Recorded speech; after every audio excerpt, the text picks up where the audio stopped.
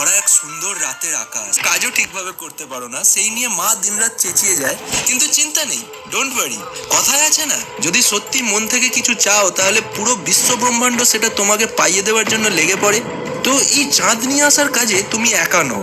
তোমার ভালোবাসা বাঁচানোর জন্য পুরো দুনিয়ার প্রায় 800 কোটি মানুষ তোমার সাথে থাকবে, হেল্প করবে।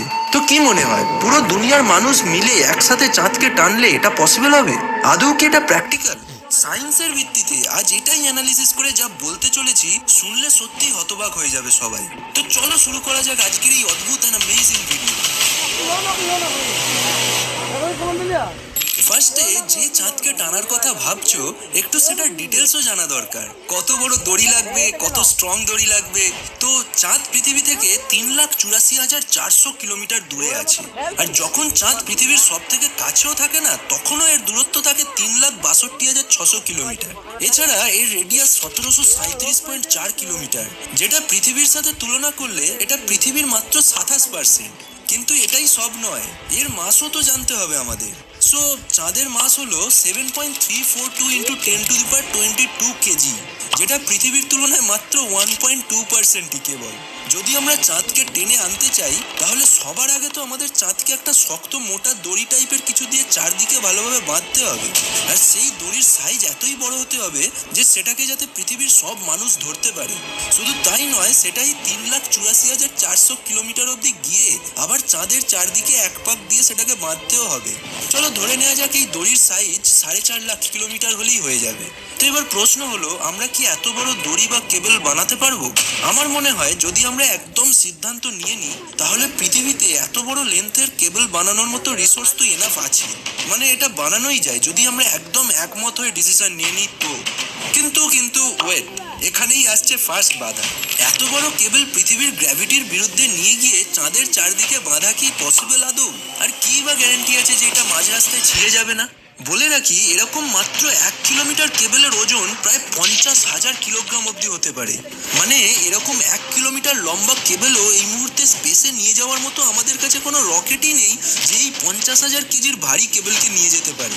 কিন্তু চলো ধরে নেওয়া যাক তোমার ভালোবাসাকে বাঁচানোর জন্য এমন এক কেবল বানানো হলো যেটা পুরো ওয়েটলেস আর তার সাথে আনব্রেকেবল, মানে ছিঁড়তেই পারে না। আর আমাদের কাছে রকেট নেই তো কি হয়েছে, ডিসি ইউনিভার্সের সুপারম্যানের সাহায্য নিয়ে নেবো এই কেবল চাঁদে নিয়ে গিয়ে বাঁধার জন্য। এবার ভেবে নাও, আমাদের কেবল চাঁদে চলে গেছে আর সেটা দিয়ে চাঁদকে ভালোভাবে বেঁধেও ফেলা হয়েছে। তাহলে কি আমরা এবার এটা ধরে টানার জন্য পুরো রেডি? ওয়েল, এখানে একটা জিনিস তো আমরা ভুলেই যাচ্ছি, চাঁদ আর পৃথিবী তো স্থিরই নয়, এরা তো নিজের অক্ষের চারদিকে ঘোরে। তার সাথে চাঁদ তো পৃথিবীর চারদিকে 3,683 কিলোমিটার পার আওয়ার স্পিডে ঘুরছে। শুধু তাই নয়, পৃথিবীও 1,674 কিলোমিটার পার আওয়ার স্পিডে ঘুরছে। তাই চাঁদের দড়ি বেঁধে যদি পৃথিবীতে আমরা ধরে থাকি, তাহলে সেই দড়ি পৃথিবীর চারদিকেই পেঁচিয়ে গিয়ে পৃথিবীটাই জড়িয়ে যাবে, তাই না? তার মানে একমাত্র চাঁদকে টানতে গেলে আমাদের পৃথিবী আর চাঁদের ঘোরা মানে রোটেশন বন্ধ করতে হবে। ওয়েল, পৃথিবীর স্পিড থেমে গেলে বা বেড়ে গেলে কি কনসিকোয়েন্সেস হতে পারে তা কল্পনারও বাইরে। অলরেডি আগের এক ভিডিওতে আমি বলেছিলাম, দেখতে পারো। তো ধরো কোনোভাবে যদি এই রোটেশন থামিয়ে দেওয়াও যায়, তাহলে কি আমরা রেডি চাঁদকে টানার জন্য? ওয়েল, সেটার জন্য দুনিয়ার সব মানুষকে একটা জায়গায় জড়ো করতে হবে। তবে এটা কঠিন হলেও ইম্পসিবল নয়, কারণ ভারতের একটা রাজ্যের মধ্যেই সব দুনিয়ার মানুষকে জড়ো করা যেতে পারে ইজিলি। কিন্তু এই এত মানুষের মধ্যে যে ছেলে মেয়ে বুড়ো পঙ্গু বাচ্চা সব রকম মানুষ থাকবে, তারা সবাই মিলে চাঁদকে কি টানতে পারবে? বলে রাখি, দুনিয়ার সব থেকে শক্তিশালী মানুষ কোনো একটা অবজেক্টকে 400 নিউটন ফোর্স দিয়ে টানতে পারে, আর কোনো একজন নর্মাল অ্যাভারেজ পুরুষ 340 নিউটন ফোর্স দিয়ে সেই অবজেক্টটাকে টানতে পারে। সেখানেই একজন মহিলা এটা 240 নিউটন ফোর্স দিয়ে টানতে পারে। অন অ্যান অ্যাভারেজ আমরা ধরে নেওয়া যায় যে সব মানুষ একসাথে অ্যাভারেজে মোটামুটি 210 নিউটন ফোর্স দিয়ে টানতে পারছে। চাঁদ ধীরে ধীরে পৃথিবী থেকে দূরে সরে যাচ্ছে, আমরা সবাই জানি। যদিও এই সরে যাওয়ার পরিমাণ বছরে মাত্র 3.8 সেন্টিমিটার।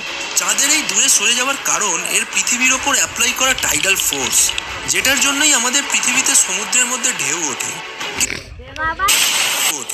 কিন্তু টাইডাল বালজের সময় এই ফোর্স চাঁদকেই তার অরবিটের পিছনের দিকে ধাক্কা দিয়ে কিছুটা সরিয়ে দেয়। তার মানে আমরা যত পৃথিবী থেকে চাঁদকে টানবো, তার মধ্যে কিছুটা ফ্র্যাকশন এটা পিছনের দিকেও যেতে থাকবে।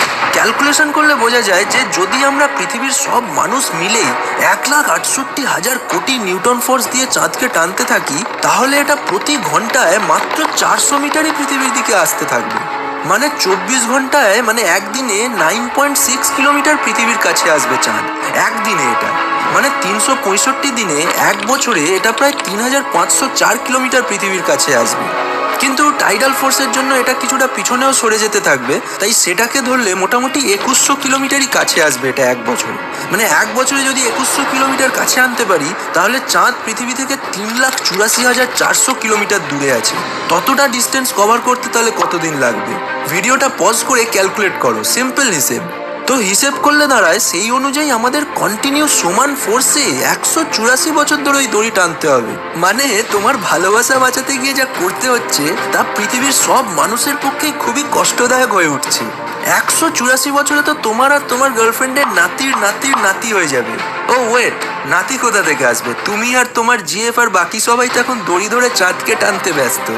কিন্তু এসব প্রবলেমও যদি আমরা নেগলেক্ট করে দিই, তাহলে কি ফাইনালি চাঁদ পার্মানেন্টলি পৃথিবীতে এসে যাবে? ওয়েল, এর অ্যান্সার হলো না। যখন কোনো অবজেক্টের একটা নির্দিষ্ট মাস থাকে না, আর সেটা একটা স্পিডে ট্রাভেল করতে থাকে, তখন সেটা একটা এর অ্যান্সার হলো না। যখন কোনো অবজেক্টের একটা নির্দিষ্ট মাস থাকে না, আর সেটা একটা স্পিডে ট্রাভেল করতে থাকে, তখন সেটা একটা কাইনেটিক এনার্জি পজেস করে। তাই যখন ফাইনালি চাঁদ পৃথিবীতে এসে পড়বে, তখন এর কাইনেটিক এনার্জি মারাত্মক বেশি থাকবে, যার ফলে পৃথিবীতে শুরু হয়ে যাবে বিনাশ। সেই মারাত্মক বিস্ফোরণের ফলে চাঁদেরও টুকরো টুকরো হয়ে যাবে। আজ থেকে সব থেকে খতরনাক পরমাণু বোমা যার বম্বার ক্ষমতা 57 মেগাটনস অফ টিএনটি বলা হয়। কিন্তু চাঁদ পৃথিবীতে ধাক্কা খাওয়ার ফলে যে বিস্ফোরণ হবে, সেটার ইন্টেন্সিটি প্রায় 1,40,000 মেগাটনস অফ টিএনটি হবে ভাবা হয়। আর এই এক্সপ্লোশনে যে বিনাশ হবে, তাতে লিটারেলি পৃথিবীর একটাও প্রাণী বেঁচে থাকতে পারবে না। চাঁদের টুকরোগুলো স্পেসে থাকা অবস্থায় পৃথিবীকেই অরবিট করা শুরু করে দেবে। তার ফলে পরবর্তী 1000 বছরে পৃথিবীরও শনি গ্রহের মতো রিং তৈরি হয়ে যাবে। কিন্তু ততদিন মানুষ বা অন্য কোনো প্রাণী থাকবে না সেই দৃশ্য দেখার মতো। তোমার গার্লফ্রেন্ডের এই অদ্ভুত দাবি শেষ পর্যন্ত পৃথিবীর একমাত্র ন্যাচারাল স্যাটেলাইটটাকেই ধ্বংস করে দেবে।